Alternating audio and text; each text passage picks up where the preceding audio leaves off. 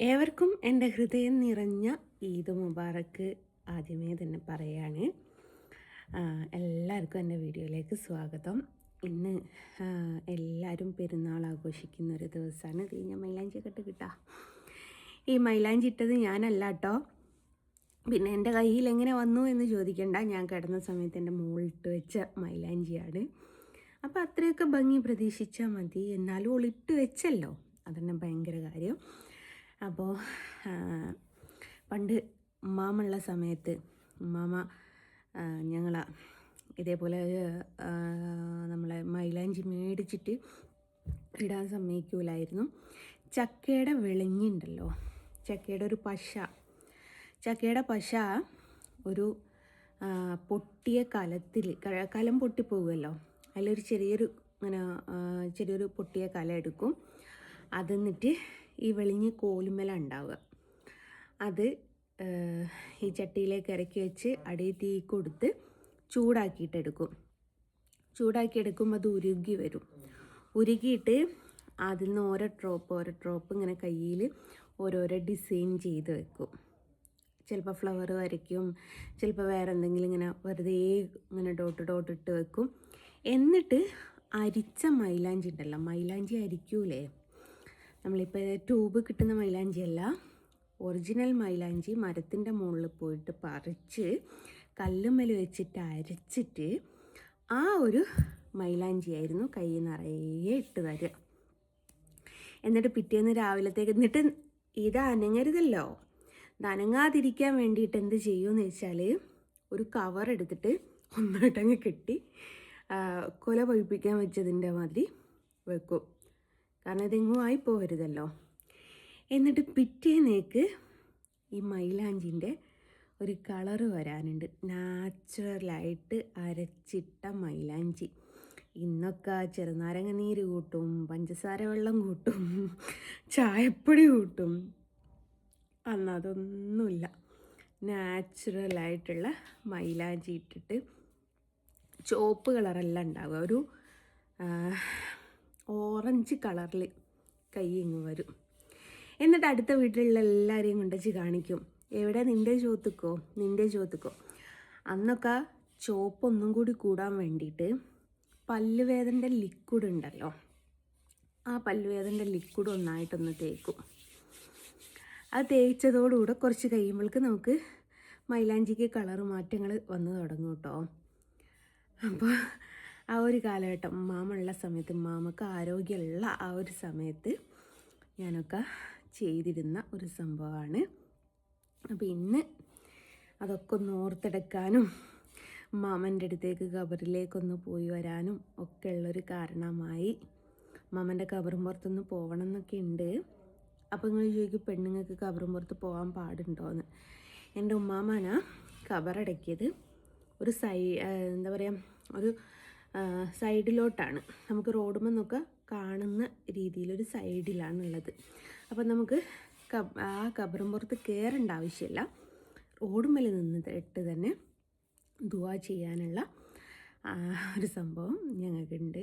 മാമന് റോഡുമേൽ തന്നെ കാണാനുള്ള ഒരു ഓപ്ഷൻ അവിടെ ഉണ്ട്.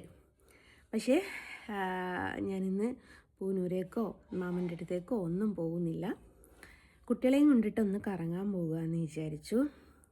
കുട്ടികളെപ്പോഴും പറയുന്ന പരാതിയാണ്, എല്ലാവർക്കും കുടുംബത്തിൽ പോകാനുണ്ട്, ഞങ്ങൾക്ക് മാത്രം കുടുംബത്തിൽ പോകാനില്ല എന്ന് ഇങ്ങനെ പറഞ്ഞുകൊണ്ടിരിക്കും. അപ്പോൾ ഈ വർഷവും അവരെയും കൊണ്ടിട്ട് എങ്ങോട്ടെങ്കിലും ടൂറ് പോവുകയാണ്. എങ്ങോട്ടെങ്കിലും അല്ല, ഹൈ റേഞ്ച് കയറുകയാണ്. വയനാട്ടിലൊരു റിസോർട്ടിൽ റൂമൊക്കെ ബുക്ക് ചെയ്തിട്ടുണ്ട്. അപ്പോൾ അങ്ങോട്ടാണ് പോകുന്നത്. കുട്ടികൾ ഹാപ്പിയാണ്. ഒരു എന്താ പറയുക, ഒരു ഡാമിൻ്റെ സൈഡിലായിട്ടുള്ളൊരു റിസോർട്ടിലേക്കാണ്. അവിടെ ഇന്നത്തെ ഒരു പെരുന്നാളാഘോഷം ഞങ്ങൾ അവിടെ വെച്ചിട്ടാണ്. അപ്പോൾ കുളിച്ചു, ഡ്രസ്സൊക്കെ മാറ്റി, മോൻ പള്ളിയിൽ പോയിട്ടുണ്ട്. അങ്ങനത്തെ കാര്യങ്ങൾ നമ്മളെ വീട്ടിൽ ചെയ്യേണ്ട കാര്യങ്ങളൊക്കെ കഴിഞ്ഞു. അപ്പോൾ ഒക്കെ പോകാനൊക്കെ വേണ്ടിയിട്ട് നോക്കുകയാണ്. അപ്പോൾ അതിൻ്റെ കൂടെ സമയം വളരെ കുറവാണ്. അപ്പോൾ ഉള്ള സമയത്ത് മോൻ പള്ളിയിൽ നിന്ന് പോന്നാൽ നമ്മൾ വീട്ടിൽ നിന്ന് ഇറങ്ങുന്നതാണ്. അപ്പോൾ ഉള്ള സമയത്ത് തന്നെ എന്താ പറയുക, പുറപ്പെടാമെന്ന് കരുതി. ഇതെൻ്റെ ഒരു ബാങ്കിളാട്ടോ. കഥയും ബാങ്കിളും ഒക്കെ ഒരുമിച്ച് ഇടാമെന്ന് കരുതി.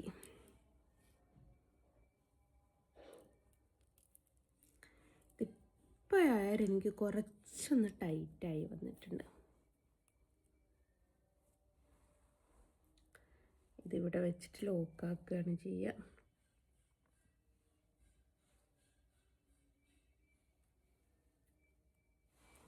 ലോക്കാക്കിയിട്ട് ഇത് ഈ ഒരു സാധനം എടുത്തിട്ട് ഒന്നിങ്ങോട്ടിട്ടാൽ കുറച്ചും കൂടി അത് സേഫായിട്ട് നിൽക്കും. അപ്പോൾ അതിട്ടു. ഇനിയൊരു മോതിരമാണ് ഇടാനുള്ളത്.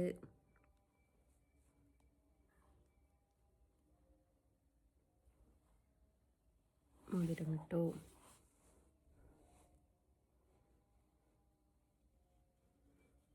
മറ്റൊരു മോതിരം ഇട്ടു. കമ്മൽ ഞാനത് ഇട്ടുന്നില്ല എന്ന് വിചാരിച്ചു. കമ്മലിനോട് എനിക്ക് വലിയ താല്പര്യമില്ല. പിന്നെ മാലയാണ്. മാലേൻ്റെ തുമ്പത്ത് എൻ്റെ ഒരു താലിയാണ്. സലീം എന്ന് എഴുതിയ ഒരു താലി ലോക്കറ്റ്. അതും കൂടി മിട്ടേക്കാന്ന് കരുതി. മോളെ പ്ലെയർ ഒന്ന് എടുത്തുണ്ടോ വരുമോ?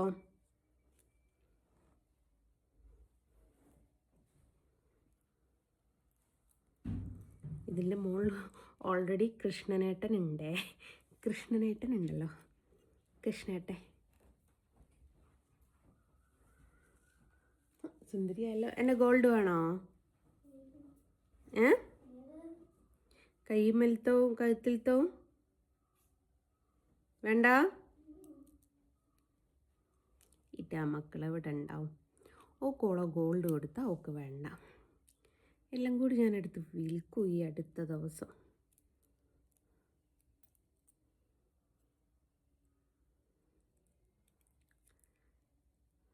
കൃഷ്ണേട്ടൻ ഉള്ളതുകൊണ്ട് ഇവിടുന്നൊക്കെ തിരിഞ്ഞു പോവുക. ഇന്ന് കൃഷ്ണേട്ടനെ നമുക്ക് തിരിച്ചിടാൻ പറ്റൂലോ.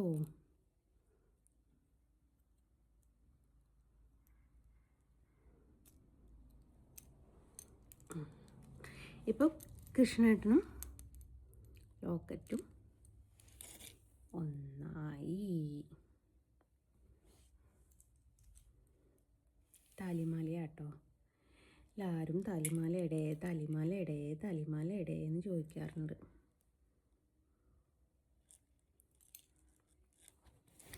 എങ്ങു നീ പോകിലും നിൻവിളി കേൾക്കുന്നു.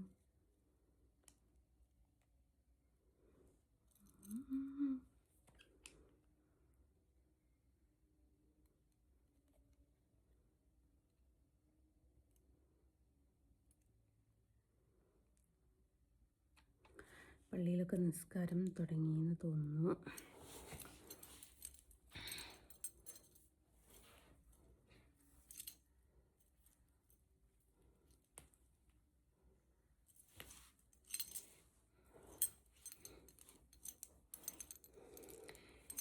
ഇതാണ് താലിമാല.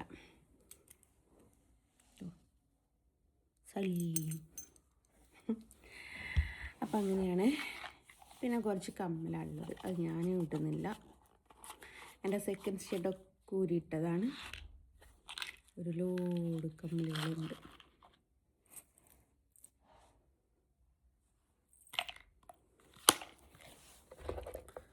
അതൊന്നും ഞാനും ഇടുന്നില്ല. പിന്നുള്ളത് കുറച്ച് മലബാർ ഗോൾഡിൻ്റെ കാർഡുകളാണ്. ഇതൊന്ന് ഈ ബാങ്കിളിൻ്റെത്, ഒന്ന് ഈ മാലൻ്റെത്, മറ്റൊന്ന് ഡയമണ്ടിൻ്റെ ഒരു വലിയൊരു നെക്ലേസ് ഉണ്ടല്ലോ, അതിവിടെ ഇല്ല, അതിൻ്റേത്. ഇതൊന്ന് ഈ മൂക്കുത്തിൻ്റേത്. അങ്ങനെ 4 കാർഡാണ് ഇതിലുള്ളത്.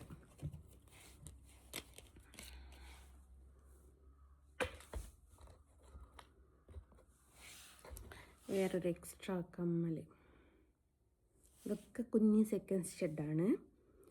ഇതല്ലാതെ എൻ്റെ കയ്യിലുള്ള വേറൊരു കമ്മലാണ്. ഇത് കൂടാതെ വേറൊരു കമ്മലൂടെ ഉണ്ട്, ഒന്നും ഇടൂല.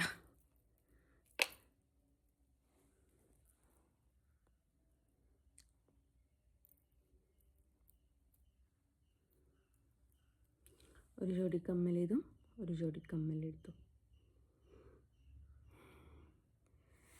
അങ്ങനെ 2 ജോഡി കമ്മലാണുള്ളത്.